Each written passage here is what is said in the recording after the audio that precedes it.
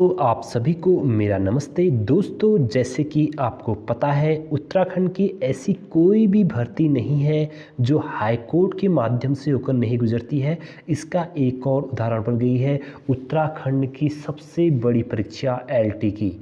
दोस्तों, यह परीक्षा जो है यह टीजीटी लेवल की है। तो बताओ, जब इतना बड़ा पेपर जो कि टीचर संबंधित है, ऐसे पेपर ही उत्तराखंड में कहाँ चले जा रहे हैं दोस्तों? आपके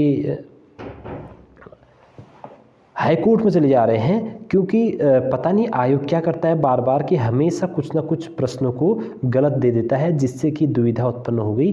प्रकरण क्या है दोस्तों, ये समझते हैं।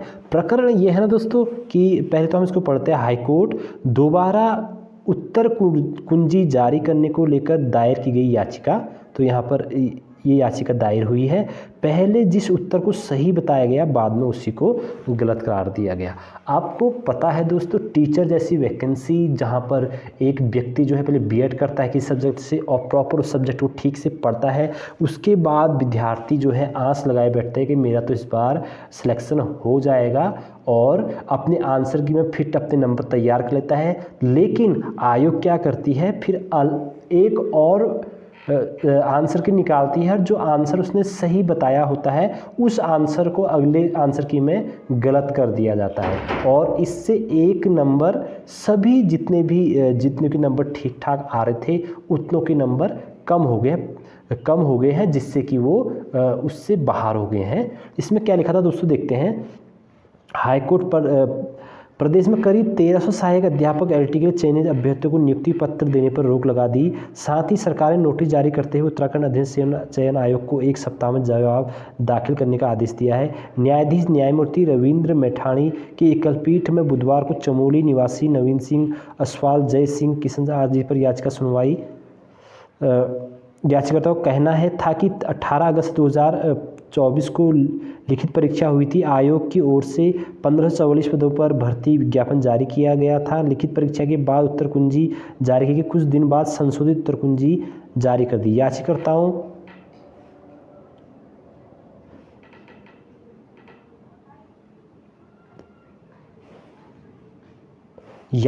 का कहना है कि central institute of education technology से संबंधित वैकल्पिक सवाल का जवाब सही लिखा गया था। उन्होंने बताया कि पहली उत्तर कुंजी में याचिकाकर्ता का जवाब सही था, जबकि संशोधित उत्तर कुंजी में जवाब गलत घोषित कर दिया गया। इस वजह से अंक कम होने का उनका चयन नहीं हो सका। दोस्तों, एक जो मतलब कहने का समरी ये है कि एक आंसर जो कि बिल्कुल सही था, बिल्कुल क्या था दोस्तों, जो कि बिल्कुल सही था, और पहली बार जो उत्तर कुंजी आई थी उसमें इसका आंसर बिल्कुल सही दिया भी गया था। लेकिन जब दूसरी आंसर की आती है, उस आंसर की में उसी प्रश्न को गलत कर दिया गया था। जो विद्यार्थी एक नंबर आगे चल रहे थे, उनका वो नंबर तो कटा साइड में -0.25 और माइनस हो गया। यानी कि वो लगभग पता है कि एक नंबर के दायरे में लगभग 4, 5, 6, 7, 8 स्टूडेंट ऐसे आते हैं, और विभिन्न प्रश्न पत्रों में होगा। तो ऐसा तो समझ सकते हो, एक नंबर की वजह से कितने विद्यार्थी पिछड़ गए। पता नहीं आयोग क्या करता है। एक बार मैं देख रहा था, पुलिस कांस्टेबल की हीरिंग चली थी आयु संबंधित मैटर को लेकर के। वहाँ पर थपियाल जी जो थे, कोर्ट के जज जो थे, उन्होंने बड़ा फटकार लगाई थी इसी संबंधित प्रकरण। मतलब ये प्रकरण नहीं था, प्रकरण ऐसे आ गया था कि आपकी हर चीज़ें हाई कोर्ट के माध्यम से, जज का बिल्कुल सटीक कहना था कि आपकी हर भर्ती कुछ ना कुछ चीज़ों से यहाँ आकर बढ़ती है। हर भर्ती में आपके 2-3 प्रश्न डिलीट हो रहे हैं, हर प्रश्न में आपके 2-3 प्रश्न गलत हो रहे हैं। ऐसा क्यों हो रहा है? अरे आप आसान सा प्रश्न दे दो ना। कोई ज़रूरी था कि सीटेट का ही देना था? आप दे सकते थे कि उत्तराखंड का कुछ मतलब आसान प्रश्न दे दो। अगर आपको लगता है कि यार इसका प्रश्न जटिल बन रहा है, तो आसान प्रश्न से उसका निवारण करो। ये बहुत गलत कर रहे हो आप। फटकार लगाई थी ऑनलाइन थे उस समय, यूकेपीएससी के सचिव थे उस समय, और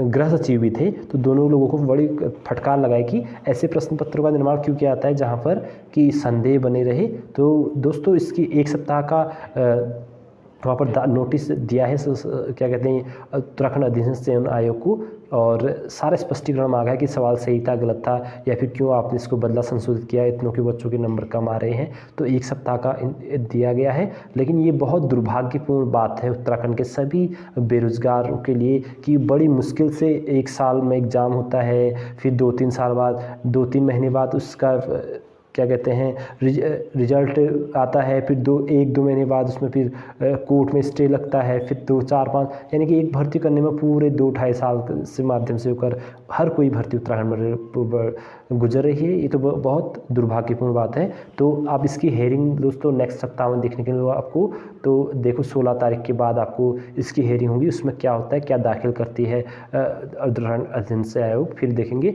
फिर आपको नई अपडेट देंगे दोस्तों। लेकिन आप बने रहिएगा चैनल के साथ, नई अपडेट तुरंत आपको मिलेगी। तब तक के लिए आपका धन्यवाद, और फिर मिलेंगे एक नेक्स्ट वीडियो में। तब तक के लिए कोर्ट ने इसको नियुक्ति पत्र पर रोक लगा दी है कि जब तक मामला पूरा क्लियर नहीं होता तब तक इसको क्या रखा जाए, नियुक्ति पत्र नहीं दिया जाए, तो नियुक्ति पत्र में रोक रहेगी। फिर मिलेंगे एक नेक्स्ट वीडियो में दोस्तों, अपडेट पर बनाए रहिएगा। और आपका शुक्रिया, धन्यवाद। चैनल पहली बार आएंगे तो प्लीज़ चैनल को लाइक से सब्सक्राइब अवश्य कर देना।